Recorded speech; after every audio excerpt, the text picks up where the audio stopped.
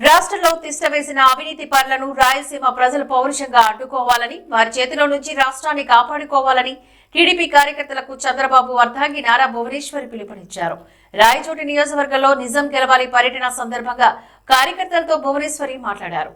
చంద్రబాబు పాలనలో sun rise Andhra Pradesh గా పేరు పొందిన ఏపీ నేడు అప్పుల ఆంధ్రప్రదేశ్ అయ్యిందని ఆవేదన వ్యక్తం చేశారు. దేశంలో రాజధాని లేని రాష్ట్రంగా ఏపీని వైసీపీ ప్రభుత్వం నిలబెట్టిందని విమర్శించారు. గతంలోని ఏపీలో ఉన్న పరిశ్రమలని ప్రక్కనున్న రాష్ట్రాలకు తరలి వెళ్లిపోయాయని, యువతకు ఉద్యోగ అవకాశాలు లేక ఇబ్బందులు పడుతున్నారని భువనేశ్వరి పేర్కొన్నారు. కాగా నిజం గెలవాలి యాత్రకు జిల్లాకు వచ్చిన నారా భువనేశ్వర్ కి జిల్లాకు చెందిన టీడీపీ, జనసేన, బీజేపీ నాయకులు ఘన స్వాగతం పలికారు.